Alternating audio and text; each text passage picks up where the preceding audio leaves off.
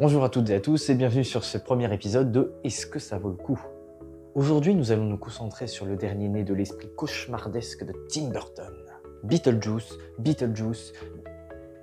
Nous ne prendrons pas de risque sur cette vidéo.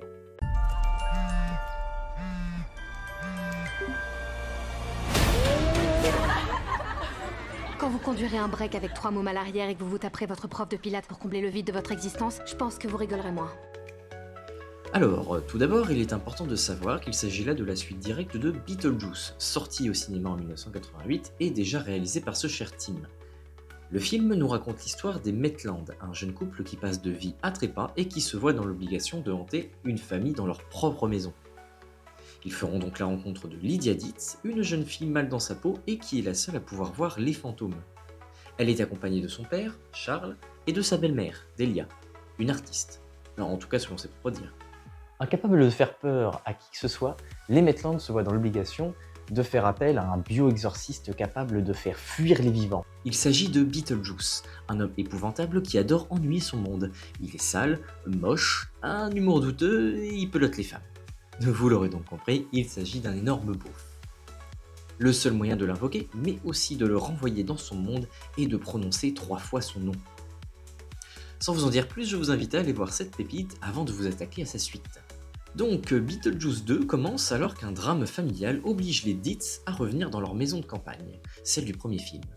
Nous avons le plaisir de retrouver Winona Ryder dans son rôle de Lydia et Catherine O'Hara dans celui de Delia. La petite nouvelle au casting, c'est Jenna Ortega qui tient ici le rôle d'Astrid, la fille de Lydia. On découvre alors la relation tendue qu'entretient Astrid avec sa mère. Elle ne croit absolument pas aux histoires de fantômes et fait tout son possible pour s'éloigner de sa famille. De son côté, Lydia, toujours hantée par ses mésaventures avec Beetlejuice, essaye de faire au mieux afin de ne pas perdre pied. Mais lorsqu'un démon tout droit sorti du passé de Beetlejuice revient à la vie, les mondes des morts et des vivants risquent de s'entrechoquer et de provoquer un désastre sans nom. Bon, alors on va commencer avec les points faibles parce que je préfère toujours commencer avec les points faibles. On part de là pour arriver là. Commençons par ce que je trouve être les points faibles. Selon moi, bien que l'absence des Maitland soit logique dans cette suite, elle est beaucoup trop facilement expédiée. Je m'explique. Les morts ne pouvant pas vieillir, faire revenir le jeune couple près de 36 ans plus tard aurait été incohérent, ou aurait demandé un trop grand coup en effets spéciaux. Alec Baldwin et Gina Davis s'approchant aujourd'hui des 70 ans. Néanmoins, je trouve la raison de leur absence quelque peu balayée d'un revers de la main en une seule réplique expliquant que Lydia aurait réussi à trouver un portail afin de permettre aux Maitland de passer dans l'autre monde. C'est bien gentil, mais dans le film de base, il était pourtant précisé qu'il ne pourrait quitter le monde des vivants que dans 125 ans, si je dis pas de bêtises. Un autre souci, selon moi, c'est un scénario qui ne sait pas ce qu'il souhaite raconter. Je trouve toutes les idées très bonnes, mais peut-être un peu trop mélangées. Je pense notamment à l'histoire du personnage de Monica Bellucci qui n'a absolument aucun intérêt. Je vais pas rentrer dans le oui, Tim Burton, la faire rentrer dans le film parce que c'est sa copine, sa femme, tout ce que vous voulez. Ça, je m'en fiche. Il a le droit de le faire. S'il veut le faire, il le fait. C'est pas la question. Elle est présentée comme l'antagoniste principal du film, et ce très rapidement. Et pourtant, après un fil rouge assez anecdotique, son personnage se révèle inutile. Il en va de même pour le combat final qui, s'il est assez impressionnant dans sa mise en scène, et vous donnera la chair de poule, se révèle d'une rapidité que j'ai rarement vue dans un film. Oui, finalement, c'est un peu comme quand je rapportais mes notes à mes parents. Il valait mieux donner les mauvaises notes d'abord et les bonnes ensuite. Et ben là, c'est pareil, j'ai commencé avec les points négatifs, maintenant abordons les points positifs. Tout d'abord, et c'est assez important pour le souligner, le retour de Tim Burton à la réalisation. On a souvent vu des suites d'excellents films ne pas être réalisés par la même personne que pour le premier volet, et finalement être un sacré gâchis. On note tout de même quelques exceptions avec des sagas comme Alien. Ici, on retrouve tout le charme de l'univers de Burton, en symbiose avec des effets visuels modernes et qui prouvent une fois encore que le stop motion est toujours aussi beau. Petit coucou au serpent de sable. Le retour du casting original est également un plus. Tout le monde a joué le jeu, et c'est un plaisir de revoir Catherine O'Hara et Winona Ryder. Mais bien sûr, c'est Michael Keaton qui vient crever l'écran avec son charisme de dingue.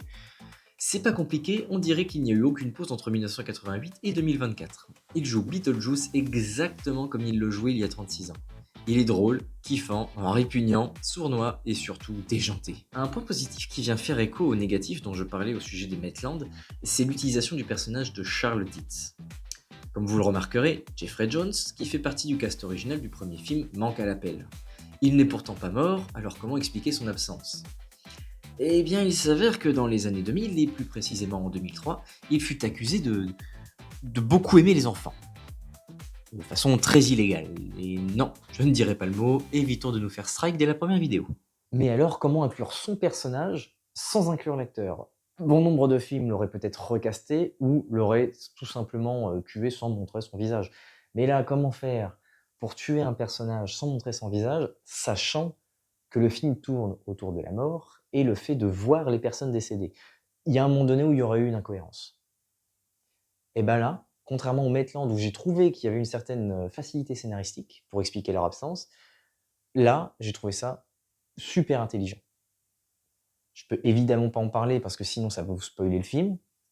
Et pour l'instant, je pense que je ne vais éviter de spoiler les films que je vais critiquer. Ça va être peut-être plus simple. Mais ce qu'il faut comprendre, c'est que Tim Burton a trouvé un moyen astucieux de garder le personnage de Charles, de lui faire même avoir un rôle, non pas important, mais un rôle secondaire. C'est pas juste un figurant. Et le tout sans montrer son visage. Une fois encore, je trouve que c'est l'une des meilleures façons de faire que j'ai vues depuis quelques années. Pour finir, je dirais que ce nouveau Beetlejuice s'inscrit parfaitement dans la continuité du premier. Il respecte l'œuvre originale et parvient à lui donner une touche modérée de modernisme sans tomber dans le cliché. Fort en humour noir et en décors qui sortent de l'ordinaire, ce nouveau film, bien qu'un poil plus gore que son prédécesseur, est un parfait moment à passer en famille. Alors, est-ce que ça vaut le coup? Je pense que nous sommes sur un bon 8 sur 10. Je vous remercie d'avoir regardé cette première vidéo, la première d'une longue lignée, je l'espère. Vous l'espérez, nous l'espérons. N'hésitez pas à me donner vos retours en commentaire et aussi à me donner votre avis sur le film, ça m'intéresse. N'oubliez pas de vous abonner et à bientôt sur la chaîne du Petit Méliès.